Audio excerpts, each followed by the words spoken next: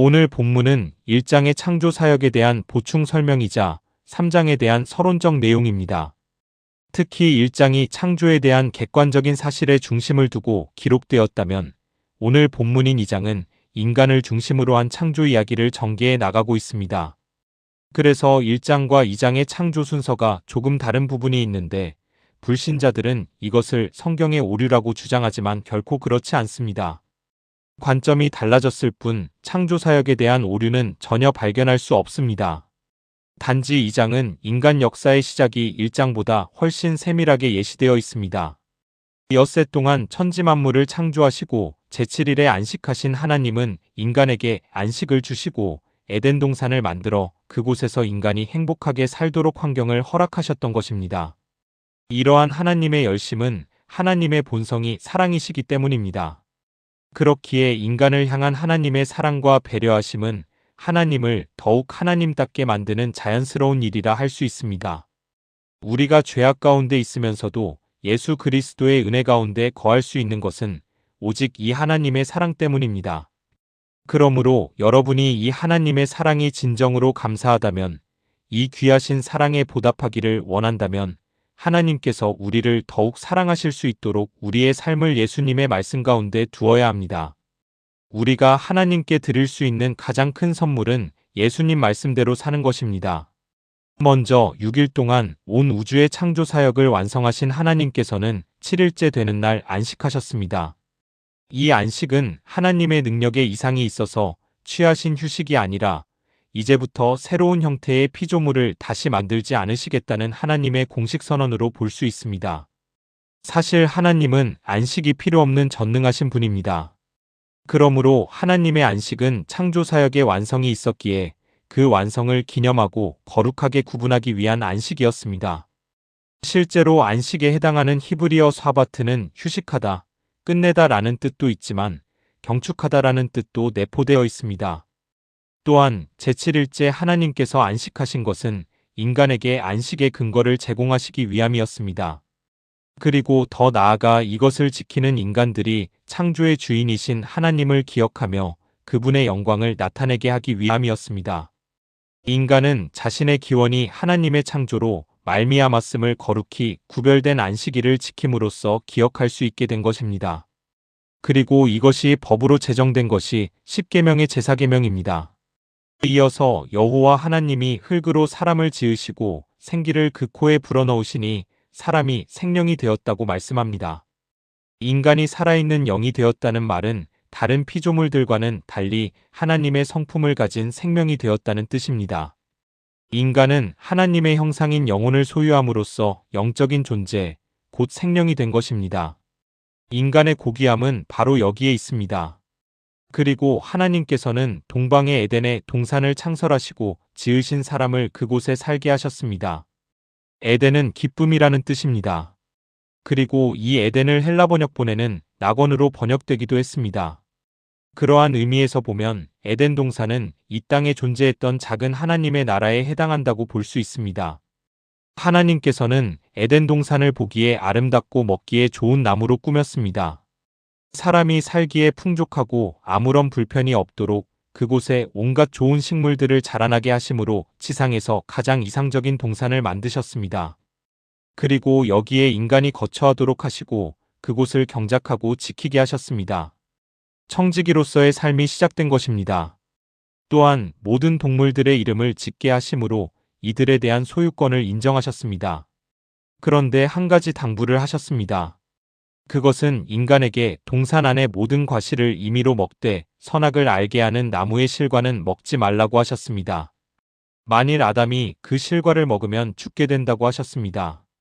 이 말은 선악과 그 자체가 사람을 죽게 만드는 독이 있다는 뜻이 아니라 하나님의 명령의 준엄함을 강조하는 것입니다.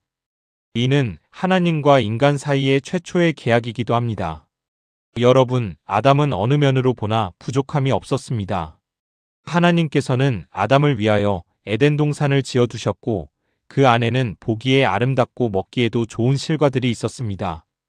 그런데도 아담이 범죄한 것을 보면 인간의 삶이라는 것이 물질적으로 완전하게 채워진다고 행복해지는 것은 아니라는 것을 알 수 있습니다. 흙으로 만든 동물들은 그저 먹을 것만 있으면 최고이지만 인간은 흙으로만 만들어진 것이 아니기에 흙으로 만족할 수 없습니다. 세상의 모든 동식물, 금은 보석, 모든 부귀영화도 다 흙에서 나온 것이지만 우리 인간은 하나님의 생기라는 다른 생명의 근원으로 창조되었기에 생명의 근원에 가까이 있을 때 안정감을 누릴 수 있습니다. 여러분, 우리의 생명의 근원이 누구이십니까? 하나님입니다. 그래서 믿음의 사람만이 참 평안을 누릴 수 있게 되는 것입니다. 그리고 이어지는 본문에는 남녀의 창조가 어떻게 비롯되었는지에 대한 이야기가 기록되어 있습니다.